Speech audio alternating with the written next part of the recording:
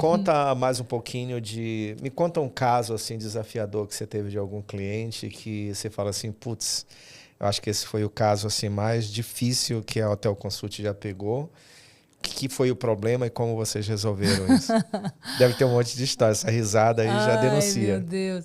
Bom, a gente tem alguns, né? Por exemplo, quando a gente fala em seleção, no ano passado entrou um cliente para nós, um hotel do litoral de São Paulo, um hotel pequeno até. E ele queria uma posição que permeava assim, atividades de reserva, junto com relacionamento com hóspede. Era um mix, assim, porque era uma pousada pequena.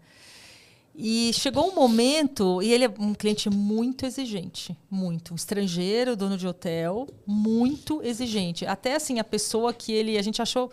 Eu jurava que a gente não ia conseguir preencher essa posição. Porque ninguém quer... Dificilmente você pega uma pessoa para morar num lugar assim... Não tem nada ao redor, zero ao redor. Até um grande centro, tipo São Sebastião, etc., longe, sabe? Então, assim, era aquilo, e a pessoa tinha que ter locomoção também, porque precisava se deslocar e tal.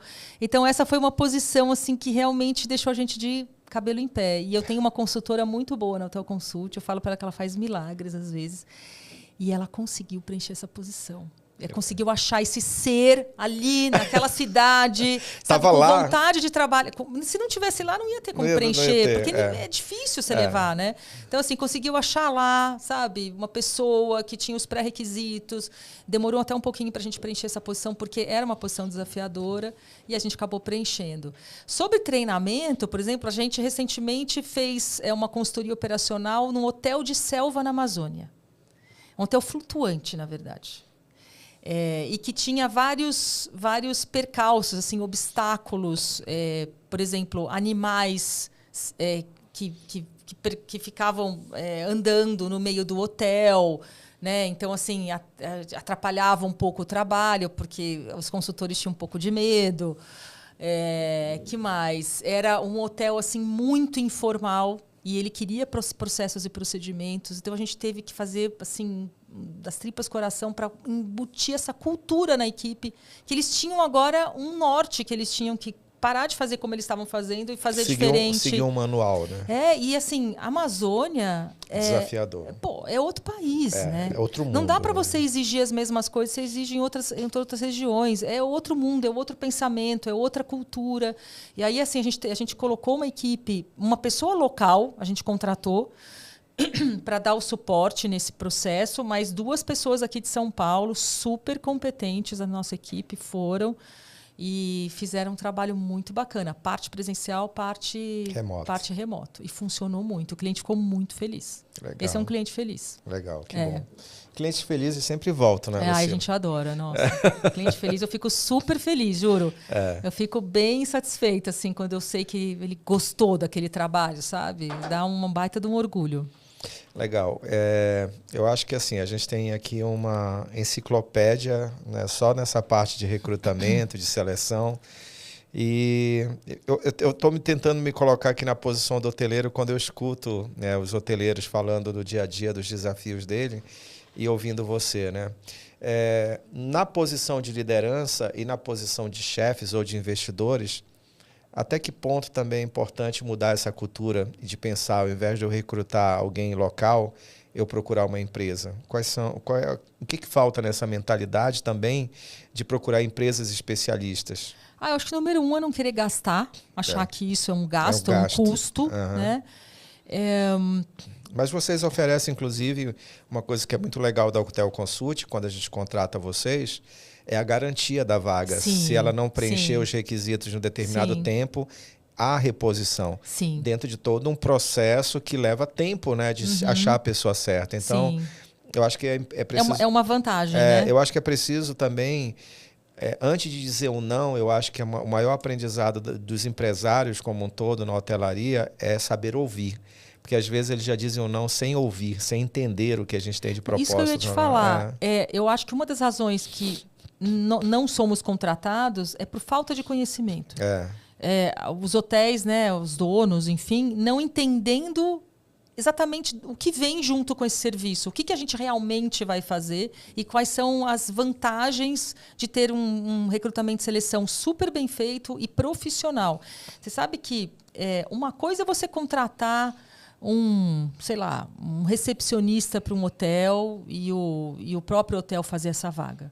Outra coisa é uma rede hoteleira, que tem vários hotéis, isso é um caso verídico que eu estou te contando, abordar candidatos sêniors de outras empresas, tentando atraí-los para uma vaga existente, mas abordar diretamente, sabe? Uma outra rede hoteleira colega. Entendi. Isso é muito chato. Então, assim, antiprofissional, né? Antiprofissional. Então, assim... Eu acho que o princípio é o que você não quer para você, não faça para o outro. Não, é delicado, então, assim, você abordar direto. Você que é o RH daquele hotel, você abordar... Então, assim... a consultoria ela traz uma neutralidade, um profissionalismo e uma imparcialidade nesse momento. Sim. Ou seja, faz parte do mercado você abordar, você atrair pessoas que estão em um hotel vizinho. Mas não é você terceirizou. Mas você mesmo.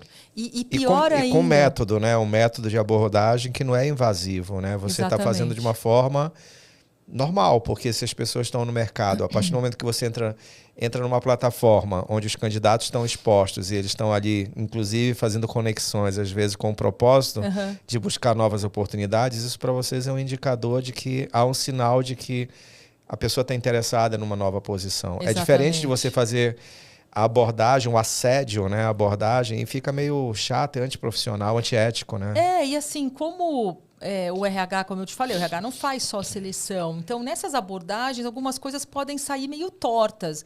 Por exemplo, desse exemplo específico que eu estou te falando, a pessoa do RH que abordou a outra pessoa, ela pediu referências para o próprio chefe. Pensa só, eu trabalho numa empresa, me abordaram. Sim. E eu até quis fazer parte do processo. E na hora de pegar referência, você não vai pegar referência com o atual chefe da pessoa. Não. Você vai queimar aquela pessoa. Lógico. Você vai queimar o profissional, né? Você não sabe o que o teu chefe vai achar sabendo que você está num outro processo seletivo. Olha só que gafe, né? Você fazer contato com o chefe do candidato, entendeu? A gente, por exemplo, a gente pega referência nos empregos anteriores. Sim. Para nós, a referência do emprego atual é quanto tempo a pessoa está naquela empresa. Ou se ele já está num processo de aviso prévio, né? E aí também pergunta de boa. Aí, eu posso falar com a sua liderança? Aí é diferente. Né? Exatamente. Então, assim, uma consultoria traz uma série de ações, né? De passo a passo, né? De cuidados, isso, para ser o máximo redondo, fluido possível aquele processo seletivo. Sem contar o que você falou, a garantia. E a gente dá todo o suporte. O hotel não vai ter que fazer nada, simplesmente entrevistar as pessoas que a gente está indicando. Isso. Eu posso dizer que todas as vezes que a gente contratou vocês, a gente não acionou a garantia.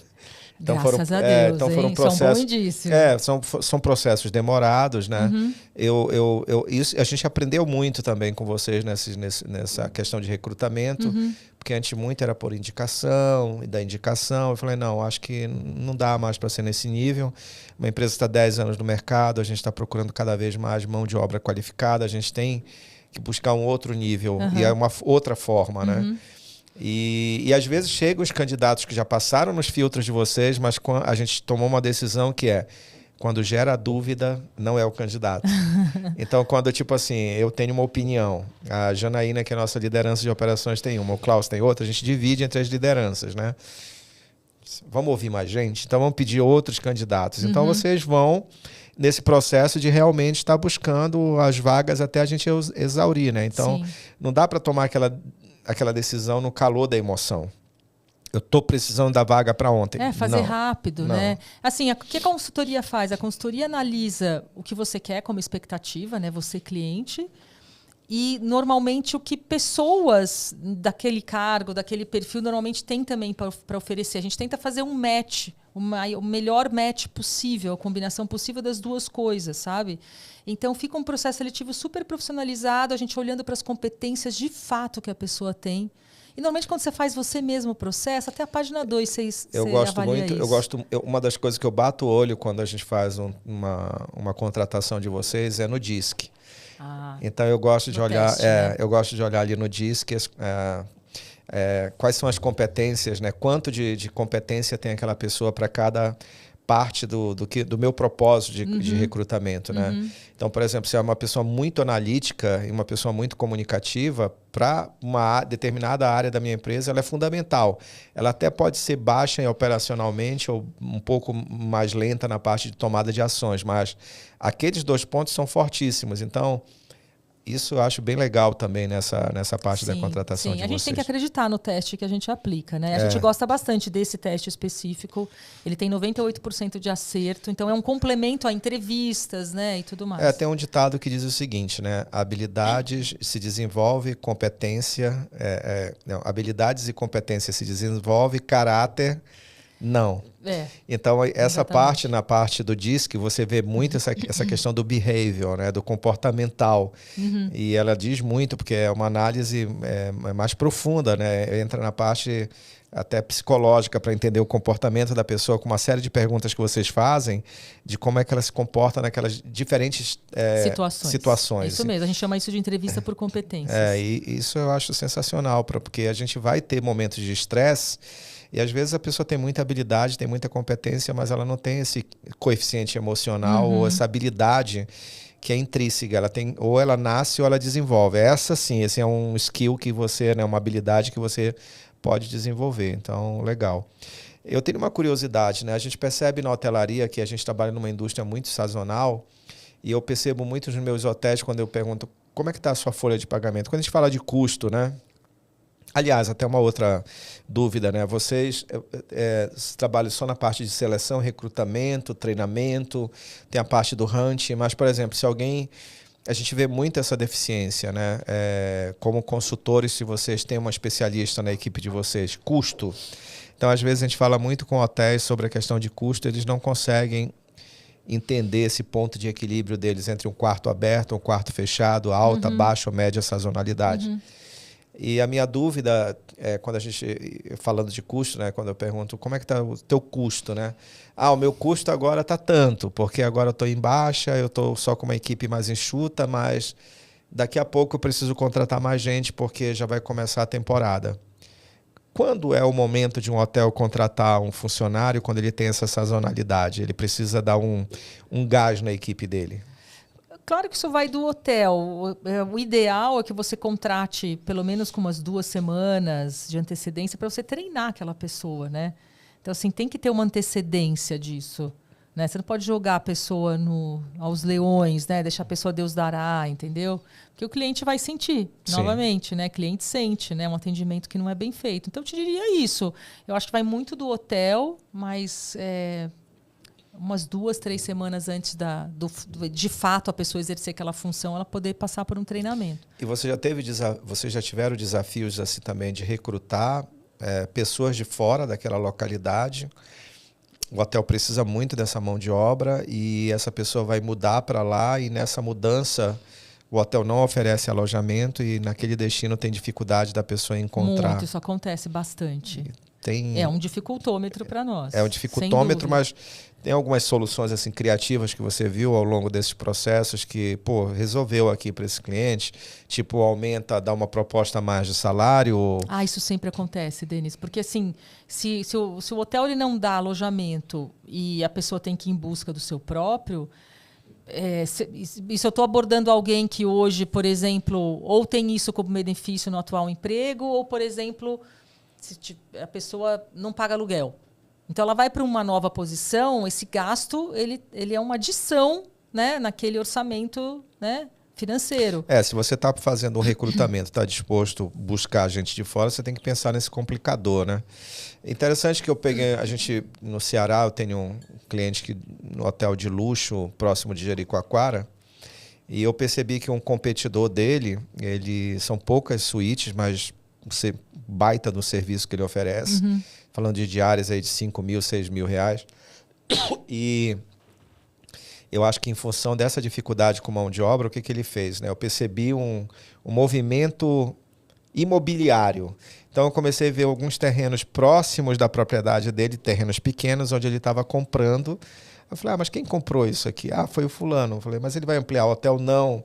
Isso aqui é para fazer vila ou alojamento para os funcionários. Então, assim... tem que ter essa visão. Meu, né? é pirâmide de Maslow. É. O básico. Né? É. Na vida você precisa de segurança, você precisa de alimentação, você precisa de bem-estar. Dali E até um benefício, né? Porque quando a pessoa vai para esse destino, ela não sabe se ela vai se adaptar. Exatamente. Então, você faz um investimento de um contrato de aluguel de 6 meses, não. Aqui em São Paulo o padrão é 30 meses, né? Fora de São Paulo, acho que as pessoas conseguem ter uma flexibilidade de aluguel de no mínimo 1 ano. Então, imagina, você entra lá, aí não tem cultura, não tem liderança, o Você lugar não gosta é do terrível. trabalho e tem ali um contrato. Chega a baixa né? temporada e você tem um contrato, Sim. né? Então, O que acontece muitas vezes é o hotel fazer um contrato com aquela casa, independentemente do funcionário que está lá dentro. Então ele banca isso, né? E acaba não indo para o custo daquele profissional, e ele também não tem que fazer contrato nenhum.